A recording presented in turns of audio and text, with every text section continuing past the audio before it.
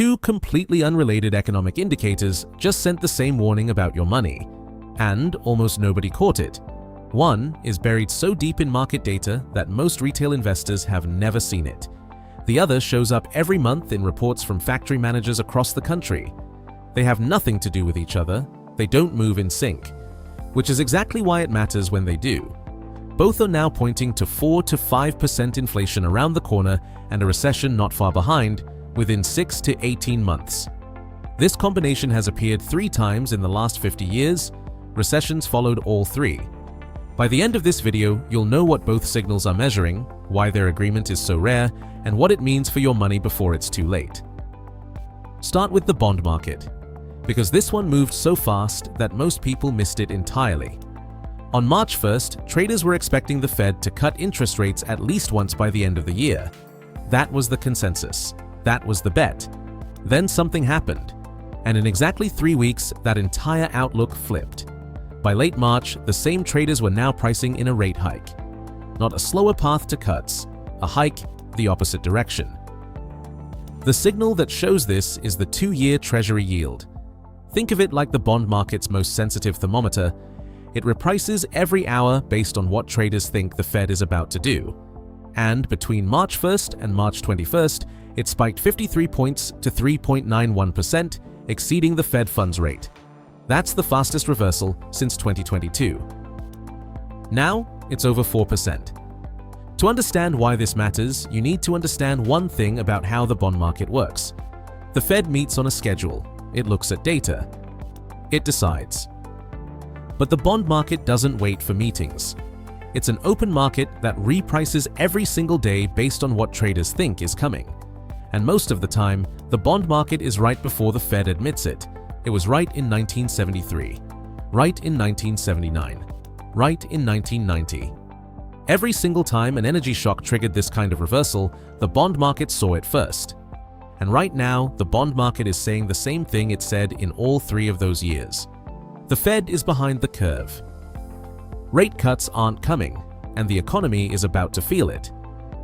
But there's a second signal, coming from somewhere completely different.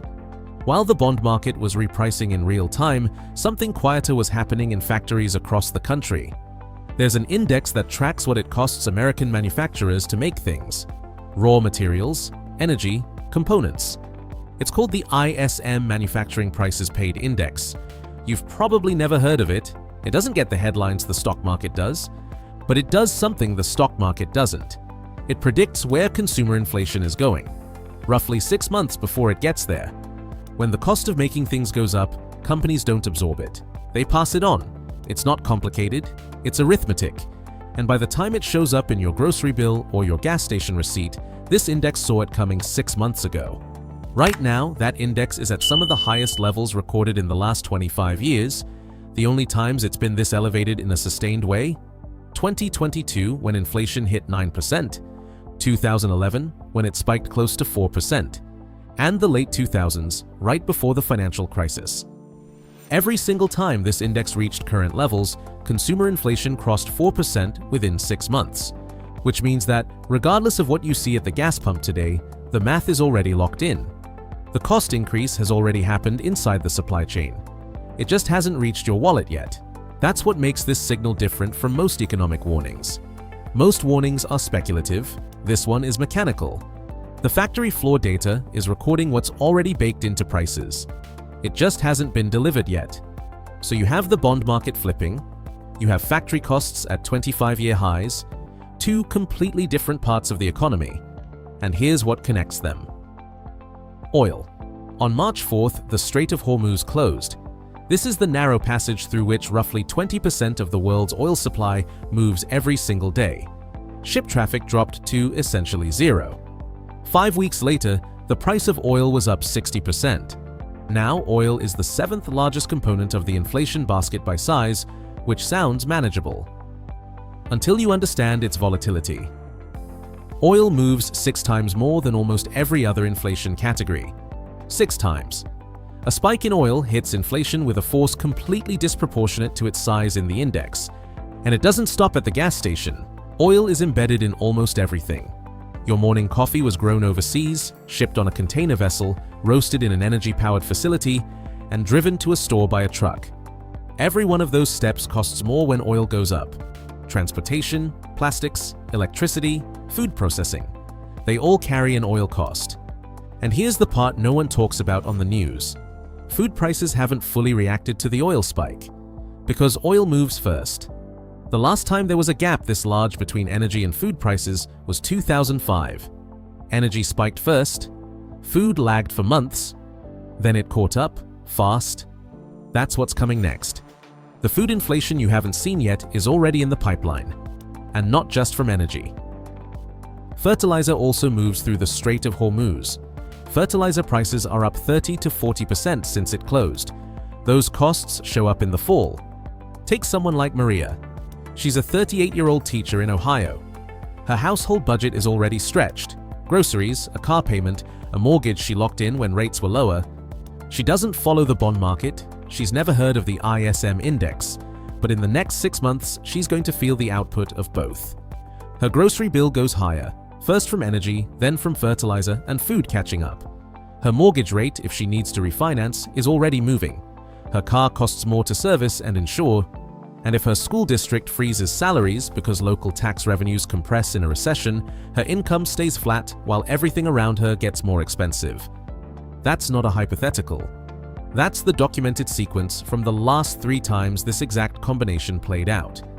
In 1973, an oil embargo caused prices to quadruple almost overnight. The bond market had already signaled tightening. The Fed was forced to hike into the shock. The S&P 500 fell 48%. A decade of rising prices and a stagnant economy followed, a combination that took years to unwind. In 1979, the Iranian Revolution doubled oil prices. The Fed raised interest rates to 20%. Unemployment hit 10.8%. The housing market collapsed. It was the most painful tightening cycle in modern history. In 1990, the Gulf War sent oil up 70% in 3 months. The Fed had been cutting rates to support growth. It was forced to stop cold. A recession followed within 6 months. 3 energy shocks, 3 bond market reversals, 3 recessions, every single time. And here's what makes 2026 different from all 3. And not in a good way. When the US entered the Gulf War in 1990, they disrupted one country's oil production. In 2026, the conflict is with Iran, the country that controls the Strait of Hormuz, the choke point for 20% of global supply. The scale of disruption is significantly larger than anything in 1990. And on top of that, the US is carrying $39 trillion in debt. When interest rates go up on that debt load, the cost doesn't just hit consumers. It hits the government's ability to spend, to support the economy, to manage what comes next. Higher rates on $39 trillion creates a pressure loop that didn't exist in any of the 3 previous cycles. And the government just borrowed at over 5% for the first time since 2007. The pattern is 3 for 3. The conditions are worse than any of the previous 3 instances. And the signal is sitting in a financial newsfeed while everyone watches whether the stock market recovers. Mortgage rates already jumped 16 basis points in a single week following the oil shock and are now up 0.5 to 0.75%. Here's what that actually means. Every 1% increase in interest rates reduces home buying power by roughly 10%. It's already down 5%. If rates climb another 0.5 percentage point from here, solidly within the range the bond market is now pricing, a buyer who could afford a $400,000 home can now only afford one for $360,000. That's not a market statistic. That's the difference between the house you planned on and the house you can actually afford. When consumer spending shrinks because people are spending more on energy and more on food and more on debt service, companies feel it. When companies feel it, they cut. When they cut, unemployment rises. And when unemployment rises, the recession has already arrived, whether or not anyone called it officially. Here's the thing about these 2 signals. They don't announce themselves loudly. The bond market moved 53 points in 3 weeks and got 3 paragraphs in financial media. The ISM index hit 25-year highs, and most investors have never heard of it. The food inflation still sitting in the pipeline is invisible. Until it isn't.